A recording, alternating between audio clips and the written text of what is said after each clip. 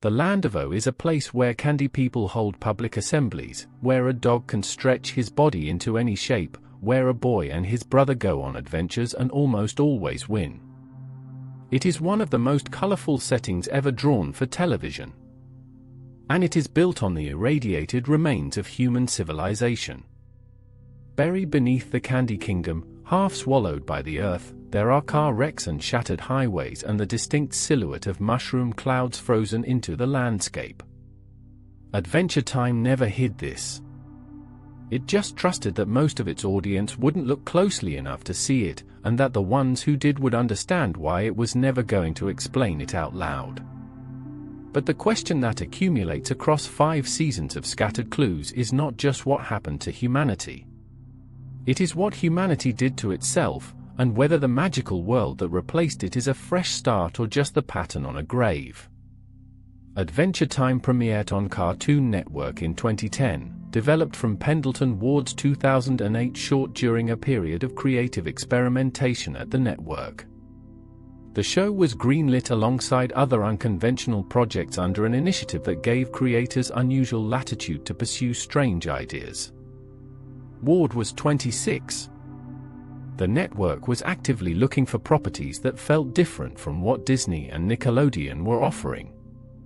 What they got was a show that looked like a Dayglow fever dream and quietly, persistently suggested that the entire setting was a post-nuclear hellscape. This was not a twist. It was the premise, visible from the opening frames. But the depth and specificity of that premise, the actual story of the Mushroom War, developed incrementally, across years, through the contributions of multiple writers who each added pieces to a backstory no single person appears to have fully mapped out in advance. Here is the argument. Adventure Time's Mushroom War backstory emerged as a cumulative creative achievement rather than a pre-planned narrative, and the separate contributions of multiple writers across seasons 1 through 5 constructed a reading more disturbing than any individual decision intended, that human extinction was not a tragedy that happened to humanity but a consequence humanity deliberately chose. Cartoon Network's permissive standards for visual storytelling, as distinct from dialogue, enabled environmental horror that would have been rejected if stated explicitly. And the show's multi-author production process accidentally produced a thematic argument about self-inflicted annihilation that no single creator working alone could have gotten away with making on a children's network. Consider how the war enters the show. The early episodes of Season 1 do not name it. They do not narrate it. What they do is show you debris. A plane tail sticking out of the ground. A half-buried car. The distinct outline of a nuclear cloud impressed into the landscape like a fossil. These are background details. They are never the focus of a scene. But they are persistent. The pattern suggests world building by accretion, individual artists and writers placing ruins into establishing shots because the visual language of the show's setting demanded them, not because a showrunner had handed down a master document about the apocalypse. Pendleton Ward has described the post-apocalyptic setting as part of the show's DNA from early development, but the specificity of what happened, when, and why filled in gradually. By Season 3, episodes like Memory of a Memory show Mussolini as a child wandering through bombed-out ruins. By Season 4, I Remember You connects Simon Petrikov's degradation into the Ice King directly to the war's aftermath.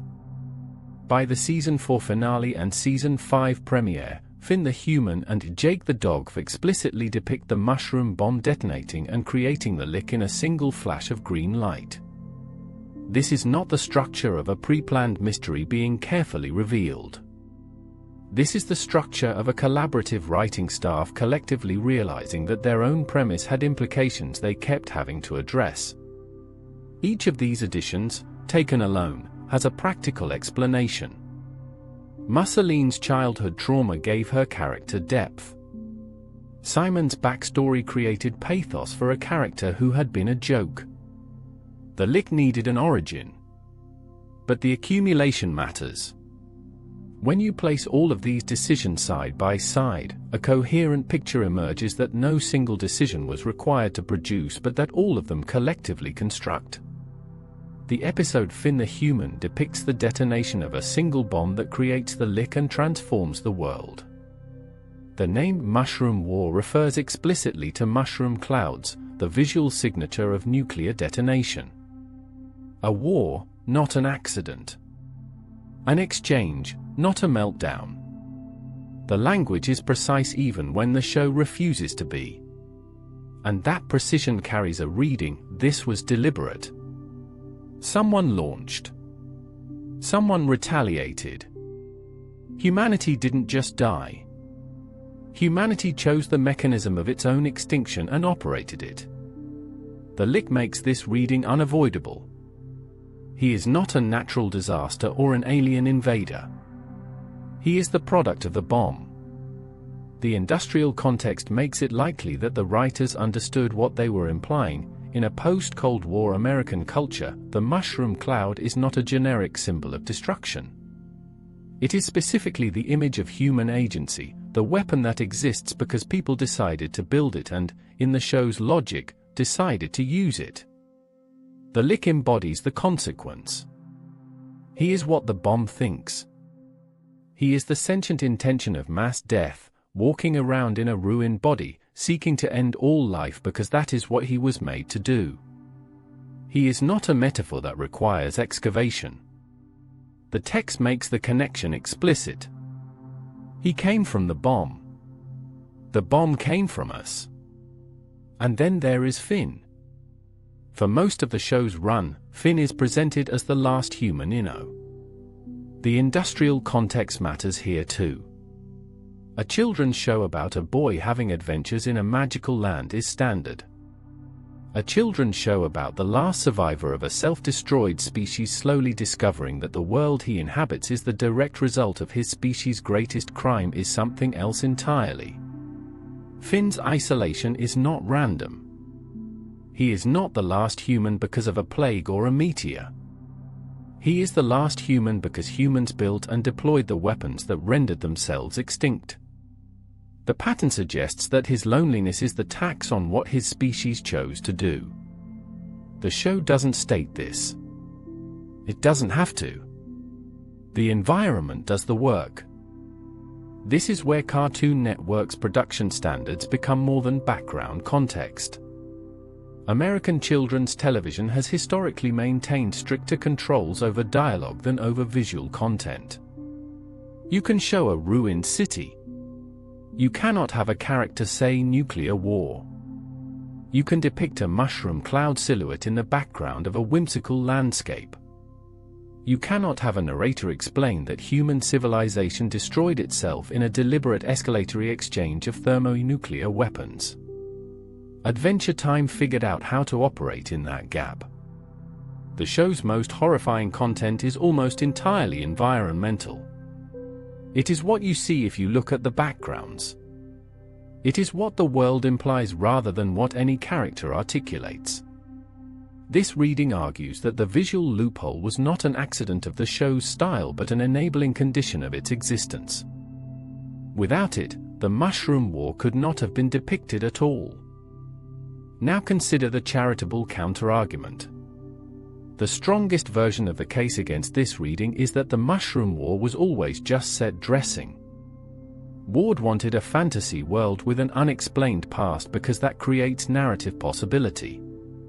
The ruins were aesthetic choices, not thematic arguments. Individual writers expanded the backstory because it provided good material for character development, Mosseline's trauma, Simon's tragedy, the Licker's menace, not because they were constructing a deliberate statement about human self-destruction. Collaborative world-building produces coherence by accident all the time. Multiple writers working in the same fictional space will naturally create patterns. Reading those patterns as intentional argument imposes a design that the production process does not support. This is a serious objection, and it should be taken seriously. No production record documents a writer's room conversation in which someone said the point of the Mushroom War is that humanity chose extinction. The thesis does not require that record to survive. What it requires is that the pattern of decisions, when examined, converges on implications that go beyond what any practical explanation can comfortably account for. The name Mushroom War is a choice. The liquor's origin in the bomb is a choice. Finn's status as the last human is a choice. The cumulative weight of these choices constructs a reading that is available in the text whether or not any individual writer intended it. The multi-author process did not dilute the argument. It produced it. Distributed across multiple seasons and multiple contributors, no single person had to take responsibility for making a children's show about nuclear annihilation. That is how it got made. If this thesis is correct, then Adventure Time reveals something specific about what was possible in American children's television at a particular moment. The early 2010s were a period of unusual creative experimentation at Cartoon Network. The network was actively seeking properties that felt distinct from competitors. The broadcast standards environment allowed visual storytelling to carry content that explicit dialogue could not. And a generation of writers who had grown up with The Simpsons, with anime, with media that treated children as capable of processing complexity, was moving into positions of creative authority. Adventure Time was not the only show of this era to test these boundaries, but it may have been the one that tested them most thoroughly by figuring out that if you never say the word nuclear, you can show the aftermath for 100 episodes and no one will stop you. The question this analysis opens is not whether the creators meant it. The question is what happens when you watch animation with attention to who made what decision, under what constraints, and what those decisions accumulate into. The Mushroom War is not a secret. It was never a secret. It was right there in the background, in the name, in the bomb, in the boy who walks through a world made from the ashes of what his own species deliberately destroyed. The show trusted that some viewers would see it. The disturbing thing is not that a children's show contained this content. The disturbing thing is how much had to align, production conditions, network standards, the particular instincts of particular writers at particular moments, for a story about human self-annihilation to become the foundation of one of the most beloved children's shows of its decade. And the evidence that would change this reading is straightforward, a documented pre-premiere outline of the Mushroom War that treats it as an accident rather than an exchange, or production record showing the network actively pushed back against apocalypse imagery. Without those, the pattern stands as the best explanation for what the show built.